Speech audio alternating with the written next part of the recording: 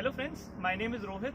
Welcome to my channel. इस चैनल को बनाने के पीछे मेरा मकसद है कुछ अच्छी स्टोरीज आपसे शेयर करना, अपने फ्रेंड्स, अपने रिलेटिव्स, अपने दोस्तों तक अपनी बात को पहुंचाना। तो आज मैं आपको एक स्टोरी सुनाने जा रहा हूं जिसने मेरी लाइफ बदल के रख दी। ये स्टोरी है एक छोटे से बच्चे की जो 5th क्लास में पढ़ता था और उसे एक रेस के लिए स्पोर्ट्स शूज़ लेने थे। और ये स्टोरी का नाम है लखानी का जूता। दोस्तों, इस लखानी के जूते ने मेरी ज़िंदगी कुछ इस कदर बदल दी कि मैं आज तक सोचता हूँ कि अगर ये लखानी का जूता मेरी ज़िंदगी में ना आया होता तो शायद मैं आज भी किसी न किसी चीज़ का बहाना लेकर ज़िंदगी को जी रहा होता। तो बात तब की है जब मुझे एक रेस में पार्ट लेना था। It was 200 metre running race. तो मैं उसके लिए एनरोल करने गया और मुझे मेरे कोच ने बोला that do you have a pair of sports shoes. मेरे पास उस वक्त स्पोर्ट्स शूज़ नहीं थे, पर मैंने झूठ बोल दिया कि हाँ सर, मेरे पास हैं स्पोर्ट्स शूज़, और मेरा एनरोलमेंट हो गया। फिर मैं अपने घर आया, मैंने अपने पापा से बात करी कि मुझे 200 मीटर की रेस में पार्ट लेना है। तो पापा ने बोला अच्छी बात है, जाओ पार्ट लो, जीतो। मैंने बोला लेकिन पापा उसके लिए मुझे एक स्पोर्ट्स शूज़ चाहिए। तो पापा ने बोला कि मेरे पास तो पैसे नहीं हैं, अगर तुम्हें स्पोर्ट्स शूज़ चाहिए तो बहुत सारे ऐसे बच्चे भी होंगे जिनके पास स्पोर्ट्स शूज़ ना हो। तो तुम एक काम करो, अपने टीचर से पूछ के आओ कि क्या बिना स्पोर्ट्स शूज़ के तुम भाग सकते हो नंगे पैर। Can you run bare feet. मैंने कहा ठीक है।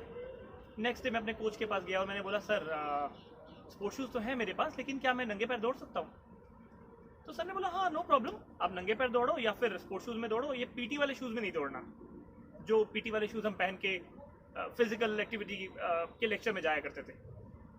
मैंने कहा ठीक है। मैं घर आया, मैंने अपने पापा को बोला कि पापा सर ने बोल दिया कि आप नंगे पैर दौड़ सकते हो। तो पापा ने बोला फिर तो तू नंगे पैर दौड़ ले, क्योंकि मेरे पास पैसे नहीं है। तो मैंने अपने पापा को बोला कि पापा अगर आप मुझे स्पोर्ट्स शूज़ दिला दोगे ना तो मैं रेस जीत जाऊंगा। तो पापा ने बोला ऐसा क्यों लगता है तुझे। मैंने बोला देखो, स्पोर्ट्स शूज़ क्या मैं दौड़ूंगा तो स्पोर्ट्स शूज़ के साथ दौड़ने में मुझे ज़्यादा कंफर्ट मिलेगा और मैं अच्छे से दौड़ पाऊंगा और मैं ये रेस जीत जाऊंगा।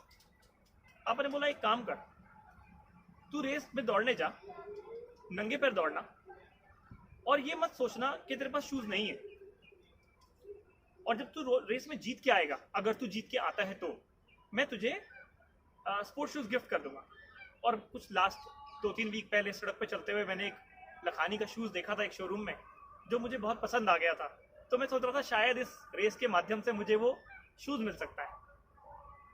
तो पापा ने बोला एक काम कर, अगर मैं तुझे वो शूज़ ले देता हूँ ना तो तू रेस जीत नहीं पाएगा, क्योंकि तुझे हमेशा लगता रहेगा कि शूज़ तो मुझे मिल चुके हैं।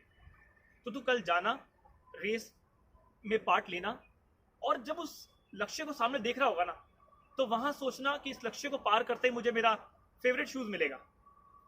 ठीक है जी। नेक्स्ट डे मैं गया, on your marks get set go, और मेरी नज़र सीधी उसी लक्ष्य पे थी कि इसे मैं जीतूंगा और मैं अपने पसंद के स्पोर्ट्स शूज़ लेके आने वाला हूँ। कुछ और लोग भी थे दोस्तों उस समय जो नंगे पैर दौड़ रहे थे, पर मुझे लगा कि ठीक है, it is very tricky for a kid to understand that he doesn't have a pair of sports shoes and he can run without that, and he can also win without wearing actually a sports shoes. मैं बहुत जान लगा के उस race में दौड़ा, पर जब मैं रेस को फिनिश करने वाला था, जब मैंने रेस को फिनिश किया तो मैं उस रेस में फर्स्ट नहीं आया दोस्तों। मैं तीसरे नंबर पे उस रस्सी को पार कर पाया था। So I was basically third in that race. तो मुझे प्राइज़ मिला, मैं बहुत खुश हुआ कि प्राइज़ तो मैं जीत गया, बट मैं फर्स्ट नहीं आया। तो मुझे याद आई पापा की बात कि अगर तू फर्स्ट आएगा तो मैं तुझे स्पोर्ट्स शूज़ दिलाऊंगा। मैं घर आया और मेरा पूरा मूड ख़राब हो गया।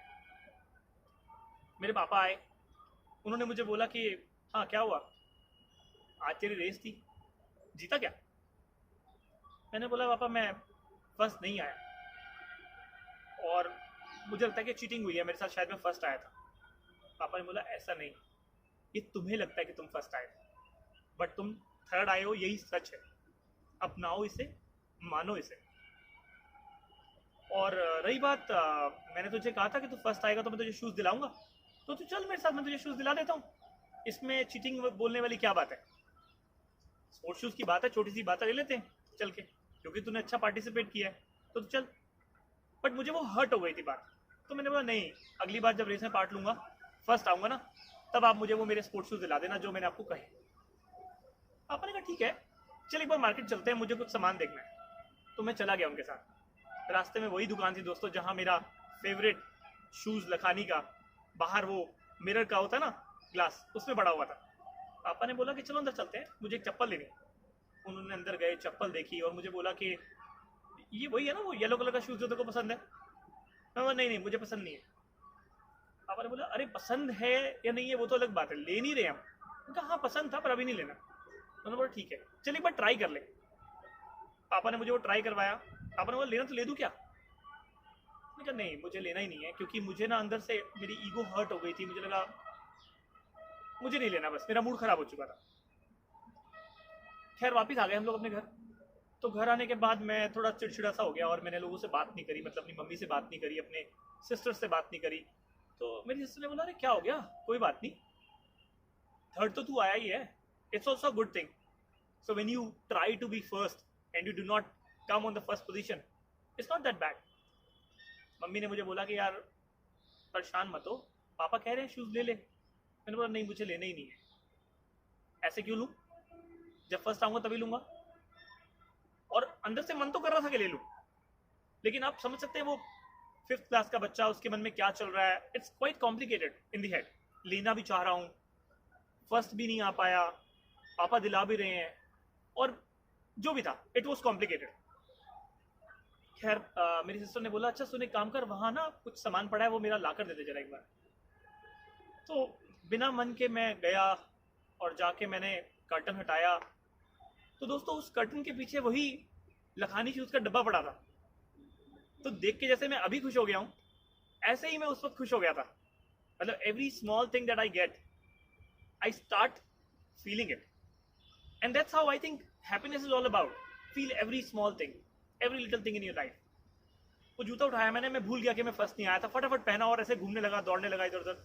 तो पापा ने बुलाया इधर आओ, एक बात याद रखना, अगर जिंदगी में ये सोचते रहोगे ना कि ये होगा तो मैं वो होऊंगा, तो कभी कुछ नहीं बनोगे। और एक सबसे इंपॉर्टेंट बात याद रखना कि परिस्थितियों का रोना कायर लोग रोते हैं, और जो लोग ये नहीं सोचते what are my circumstances and what I have to achieve and they start on that path, they will achieve it.